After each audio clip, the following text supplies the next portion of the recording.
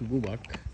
Now we are at the old church in Camiguin that was also being damaged during the eruption of volcano, the Mount Hibok-Hibok. That also causes those sunken cemetery that we have visited a while ago. Now this is now the remains of this old church. This government preserved this to be one of the tourist attraction of Camiguin. By the way, this is located in Catauman, Camiguin. So look at that one. That's a window. That one. And I will go closer here just to give you a complete view. Just here, this is the entrance before of the church. So we have that one. It's being closed. So this is the outside of the church, and yes, this is the entrance portion of the church.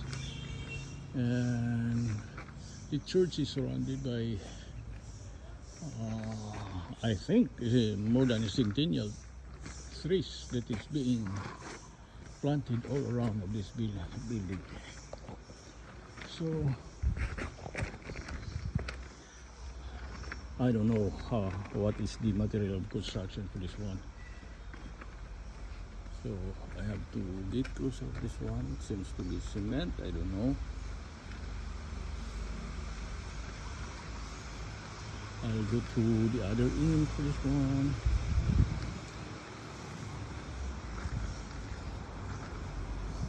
And that is in David.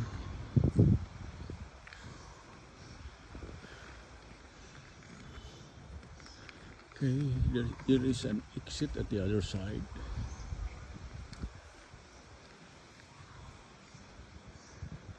So there is no roping that is being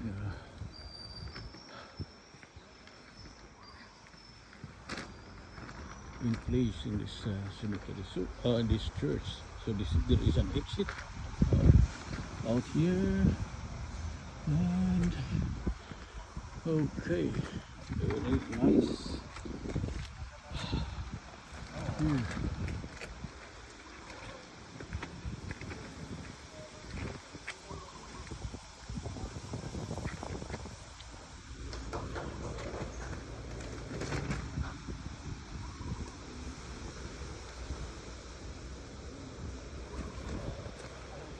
So this is another part of the old ruined church.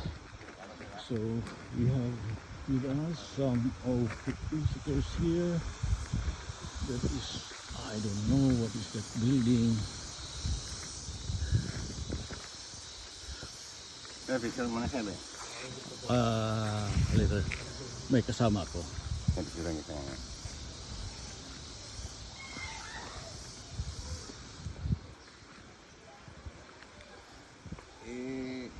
Iwanan mo na siya yung ano sir, magsa. Huwag na. Halika Inday. Hindi ka na nag-video? Dito may ano para siya, oh, kasama rin yung ano. Ito sir, kumbinto. Kumbinto dati. Ayan ang tao na yan, centennial tree yan. Oh. 160 years na yan. 160 years. Oh, that's a centennial tree. Camel tree.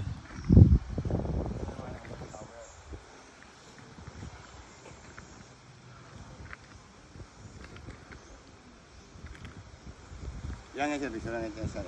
Bigyan ko yan. Yan na lang. Dito. Maganda yan dyan. Nag-video ako.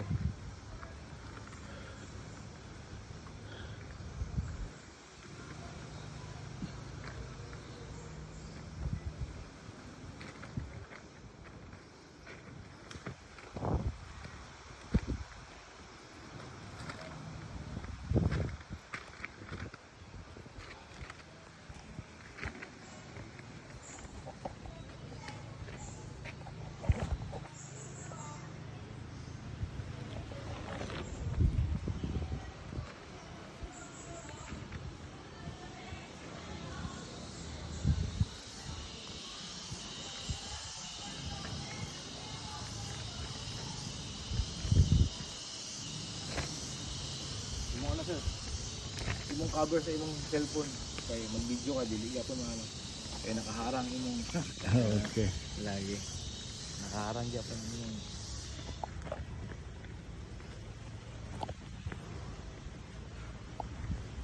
This is the old convent of church.